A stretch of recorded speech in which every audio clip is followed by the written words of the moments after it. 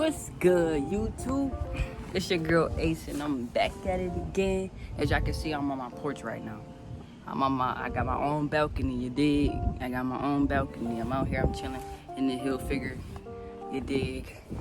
It's actually really humid outside. It just like showered real quick, and it's just extremely humid outside. It's like 90 degrees right now.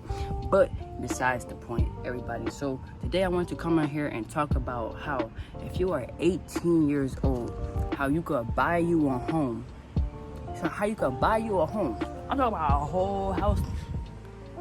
How you could buy you a home and live in it for free.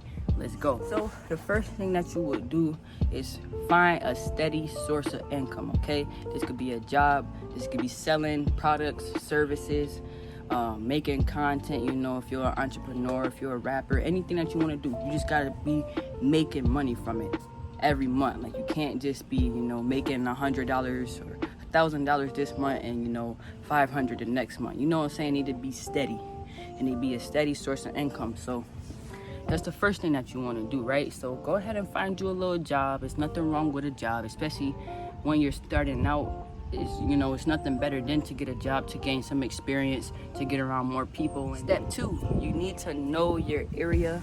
You need to know your long-term plans. Like, don't go buy a home somewhere in a city or a state that you're not going to live for at least maybe like the next 3 to 5 years, unless you are into real estate investing and you know that's what you would do in multiple different states or whatever. You'll acquire homes in multiple different states. Find a home in an area that you would like to stay in for at least a year.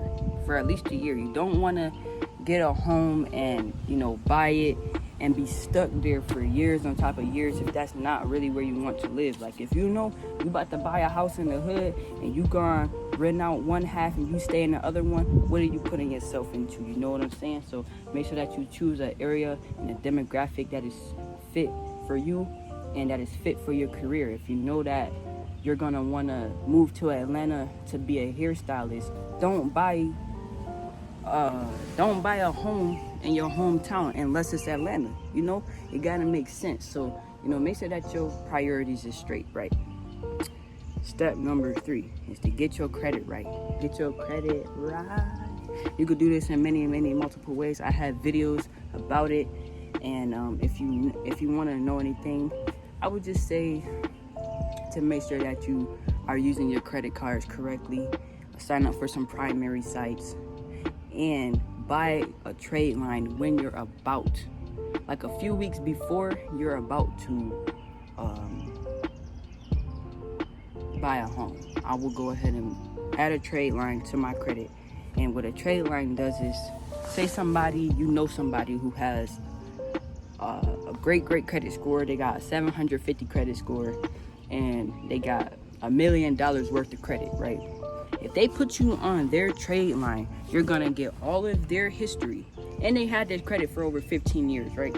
So you're gonna get their 15 years of credit, their $1 million credit limit, and they're gonna boost your credit points. You're not gonna probably get a 750, but it will boost it, and your limits will be expanded for a certain amount of time, and in that time frame is when you want to go purchase your home, okay? Here's what I want to break down to y'all, okay? So I'm gonna just tell y'all what I'm going to do, so it maybe will be a little bit more understandable than me trying to describe it for a regular person, right?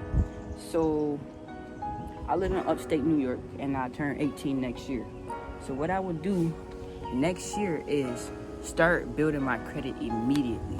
Start building it. I at least want to hit a 700 credit score. They say to buy a home, you at least sometimes need to get like a 620 to get approved for a loan to buy a house. And you know, I'll just build my credit to make sure that I'm good, make sure that my income is straight, all that bam pop. Also, I know I do want to build here in my home state. If you don't want to stay in your hometown or the place that you are currently staying at for the next 3 to 5 years, I would not encourage you to buy a home, because homes are very hard to liquidate. it's a difficult process to go through it and have somebody buy your home after you just bought it, unless you make upgrades to it. So I'm going through my steps of like what I'm gonna do when I turn 18. So after I built my credit and all that, I will go and find the house that I want. So homes around here can typically cost between like 150, 250, you know, 150,000, 250K. I'm gonna find me a nice little thing, something that I probably won't have to do no upgrades or renovations on, something that I could just fall back into easily and be at a place of comfort. So these homes, they're $250,000. Now, most people, when buying a home, what they would do is put at least 25% down, like 10 to 25% down. So if I put 25% down on a $150 home, how much is that? How much is that? It's a little bit over, I say it's a little bit over like 30 grand. I don't got 30 grand, my dude. I ain't dropping 30 grand on a home just yet. So what I would do is I would go apply for a FHA loan. A FHA loan, which is a low down payment loan, okay? And what they will allow you to do is, instead of putting 25% down on the home, I'm gonna put 3.5% down on the home. And with that 3.5%, this house $250,000, I probably end up paying around $9,000 instead of paying, you know, a whole lot more, right?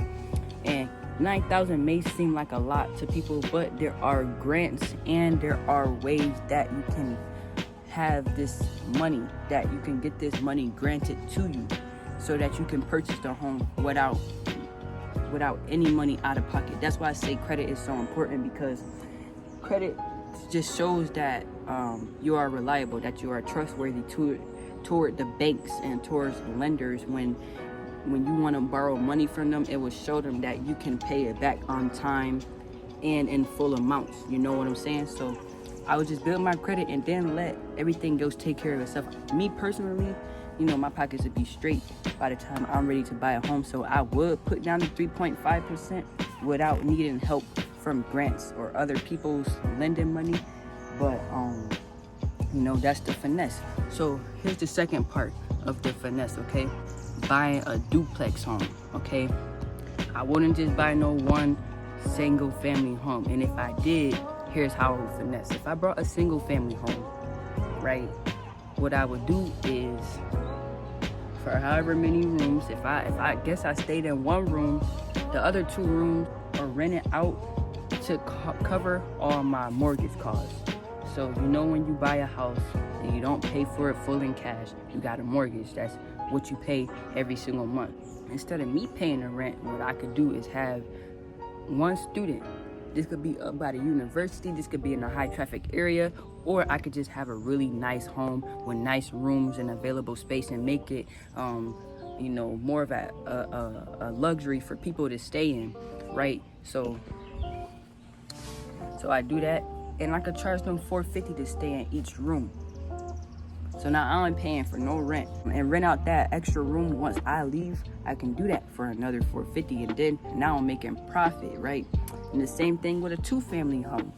When you get a 2-family home, you can stay in the downstairs. And whoever lives upstairs, or whichever floor you prefer, and whoever lives on the other floor, their rent should cover your mortgage expenses and everything else that you need to pay to take care of the home. You know, their rent should take care of that. And if you can't get their rent to take care of it, you could break it down to where, you know, the rooms up there, like I said, like the rooms on the other floor can be rented out individually. You can do $500 for each room, literally. Especially when you live by a college or where it's a lot of traffic, man. Oh, mother, man. You could charge a good, decent amount for a room, $500. And let's say your rent or your mortgage costs only come up to like $1,200, $1,300 a month. Now you're making $200, $300 profit mind you, when you move out the bottom, once you move off of the other floor, now you can rent that one out, or you can rent out the rooms in there, or even if you're down there by yourself, you can rent out those other rooms. You know what I'm saying? There's so many ways to make money off of, you know, having a home.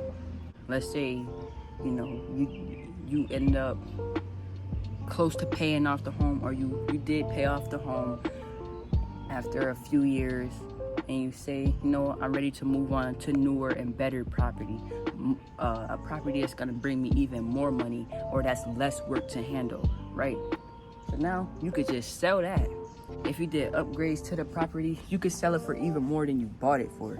So if you ended up, you know, paying it off, and you paid $250,000 for a home, and you did upgrades on it, and you kept it up right, and you got appraisals on it, when you get ready to sell it, you could sell it for $300,000. Now you made a $50,000 profit, not even including all the other money that you didn't even spend because you had somebody else paying for your rent.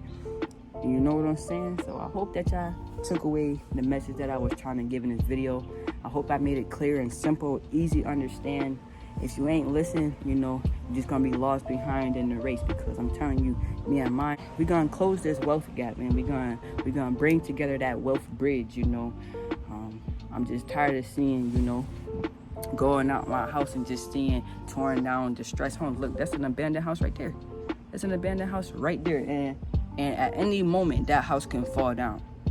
That is not the type of environment and neighborhood that we should be living in. You dig? We should be around tall, standing homes, beautiful homes where people are friendly, neighborly, we're a community, and everybody getting that money. Everybody brings something to the table. So I just hope that I took my word of advice. Buy you a home when you 18, 20, 21. You don't even have to buy it, even if you renting out an apartment, right? And you got a couple rooms in there. Let's say you got two or three rooms, and you know somebody in the town that is trustworthy. They don't necessarily have to be your friend, but you know they seem, you know, somewhat trustworthy. A roommate is perfect for splitting bills, or, you know, having them pay the rent. If you rent out a room to them and you got a nice little spot, or you got a home, an apartment, whatever it is, and you want to rent out a room for $500, $300, do that. Okay, y'all, so that's it for how 18-year-olds can buy a home and live in it for free. They got, you know, one, buying a single family home, renting out rooms, buying a multi-family home, a duplex, triplex, a quad, whatever, you know, and renting out the other spaces, or renting out each room in those spaces, right? And then you got number 3, which is finding a roommate who is either gonna pay for most of your expenses or cover all of your expenses, okay? So with that being said, make sure that y'all go follow us, follow the network, where y'all can keep learning and keep this community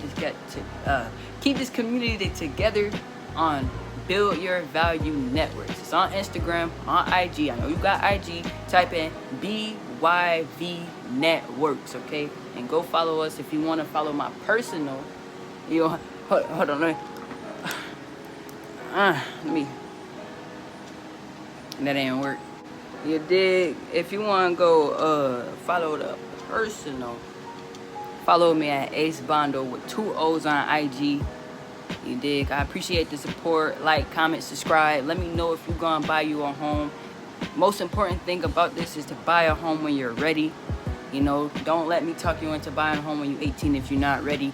Like I said, you also need to make sure that you already know what you're doing in your career and where you want to be, like where you want to live, where you want to be in life, okay? That's it for this video, y'all, and we out.